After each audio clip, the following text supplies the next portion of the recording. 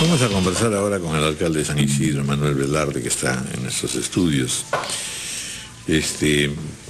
para un tema muy específico, pero que tiene que ver en realidad con esta situación de la dictadura del tránsito que está ocurriendo en Lima y que resulta siendo desesperante y preocupante, porque en el fondo nos está incivilizando a todos. Es una lucha brutal por el espacio, por el tiempo.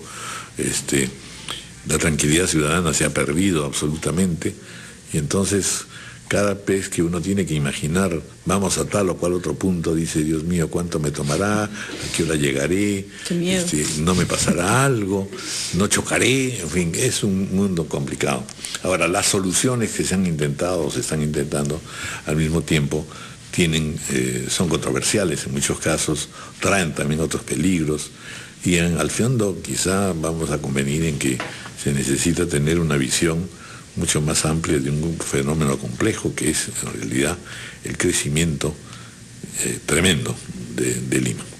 Bienvenido, Manuel Velarde. Muy buenos días. Disculpe todo este introito, pero en realidad de lo que se trata es en realidad de que nos ayude un poco a imaginar, considerando que San Isidro es uno de los distritos, junto con Miraflores, que mejor están tratando de hacer frente a estos problemas. Nos trae además usted un folleto que nos vuelve a todos poetas. Los árboles cantan en San Isidro. Así es. Bueno, muy buenos días a todos. Bueno, yo insisto, la ciudad es para las personas.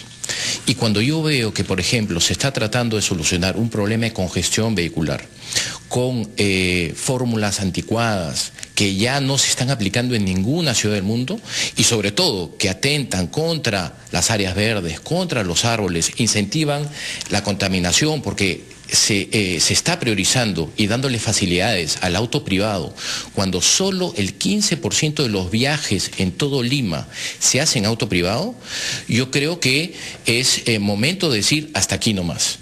Entonces, ¿por qué? Porque ese tipo de solución ya no se aplica en ninguna parte del mundo.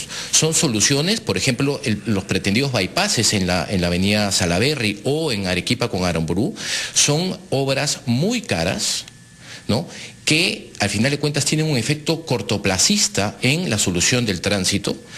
Y por otro lado, lo que yo veo es que cuando, como decía, solo el 15% se moviliza en auto privado, estamos destinando una cantidad de recursos muy importantes a una minoría, cuando al final de cuentas el 85% de la población se moviliza de manera distinta. Entonces, esos recursos... Se moviliza sacrificadamente. Bueno, en muchos casos sí, lamentablemente, ¿no? Entonces, esos recursos, en vez de estar invertidos adecuadamente en soluciones que sí tengan un efecto importante en la vida de las personas... Por ejemplo, ¿cuáles?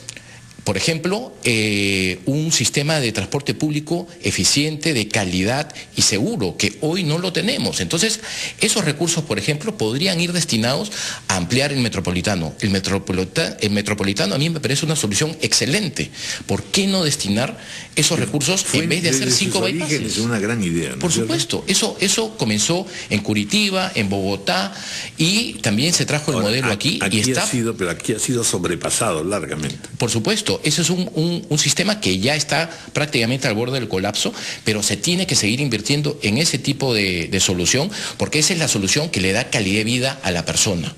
Cuando nosotros destinamos esa cantidad de dinero al 15% de los viajes, realmente lo único que estamos haciendo es dándole mucho a pocos y casi nada a las grandes mayorías. Entonces, y eso hace de la ciudad una ciudad inequitativa. Lima se está volviendo inequitativa cada día más. Pero, señor Velarde, los bypass, que ya vemos que usted no aprecia, no solamente sirven a ese 15% de autos privados, también facilitan para que el transporte público pueda pasar ahí con más fluidez, ¿o no? De hecho, digamos, hay una relación con el transporte público, pero la solución no va por dar justamente ese tipo de bypass. ¿Por qué? Porque después el bypass va a colapsar. Digamos, está probado que cuando tú generas más espacio para el auto privado, tú estás induciendo la demanda. Lo estamos viendo en el Sanjón. Exactamente. Así es. Entonces, Aquí hay que ver el tema de una manera integral.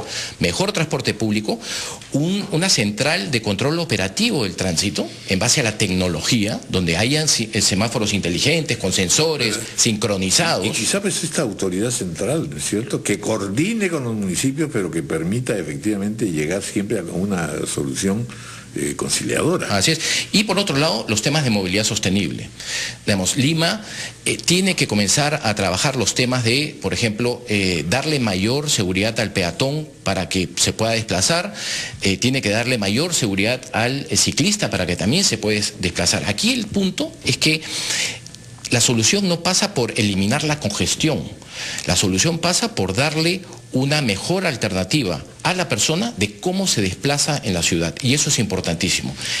Bueno, pero en su distrito tenía usted problemas por algunas de estas ideas. Bueno, de hecho son procesos que se tienen que iniciar, porque si no los iniciamos ahora, ¿cuándo los vamos a iniciar? Aquí estamos hablando sobre el futuro de las ciudades, sobre las ciudades sostenibles que tienen que guardar una correlación muy importante con la protección del medio ambiente. Entonces estamos hablando del futuro. Nosotros hoy en San Isidro, por ejemplo, estamos diseñando el distrito que le va a ayudar a nuestras familias, a nuestros hijos, a tener un mejor sitio donde vivir. Y eso es lo importante. Aquí estamos hablando de personas y la ciudad tiene que tener ese objetivo. Cuando se pierde ese objetivo es que comienzan a implementarse soluciones que no ayudan a mejorar la calidad de vida. Los alcaldes no son como los médicos a los que uno les hace caso sin chistar, ¿no?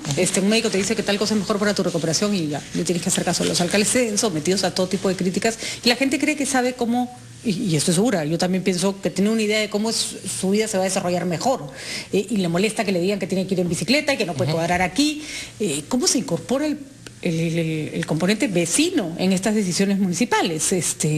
¿Dónde queda? Porque está claro que en el caso Cantagallo, por ejemplo, Castañeda cambió de planes y no preguntó a los de Cantagallo qué les parecía o cuál era el plan que les iba a dar. Claro.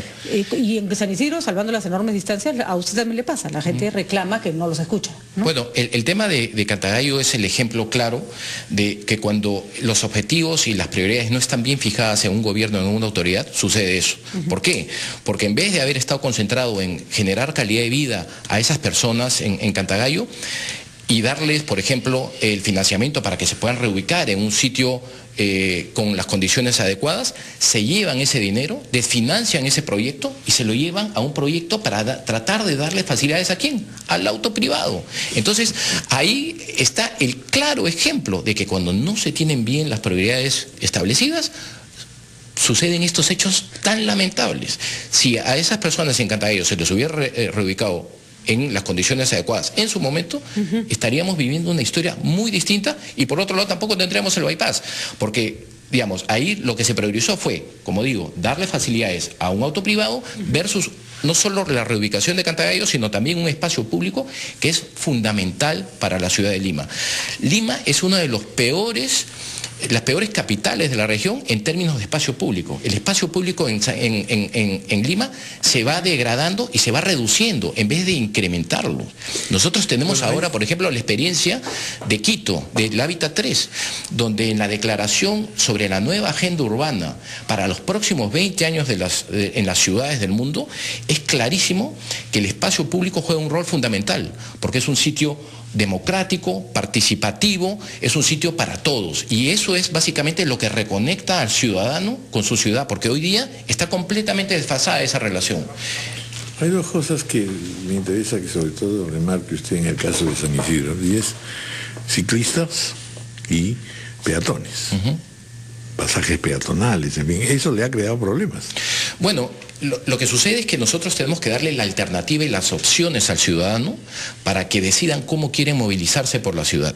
Entonces nosotros no podemos invertir todo nuestro dinero en vías para automóvil cuando hay personas que también tienen derecho a su ciudad que quieren desplazarse de manera distinta. Entonces, nosotros aprender también a ser peatones, que es muy importante. Por supuesto. Entonces, nosotros tenemos que darle todas las opciones al ciudadano. Y es importante, recalcar que estos son procesos. Esto no ocurre de un día para otro. Digamos, ciudades como Barcelona, autoridad también, exactamente, consensuar, planificación, Digamos, las ciudades tienen que ser planificadas, tienen que tener un norte claro, con una visión y un concepto clarísimo de hacia dónde tienen que ir. Y eso es la ciudad para las personas. Muy bien, muchas gracias, alcalde Manuel Velarde. Al contrario, una refrescante esperanza. Muchas gracias. A ustedes. 9:46, vamos a hacer una pausa y luego vamos a continuar con el ritmo altamente femenino que hemos tenido en el programa de hoy.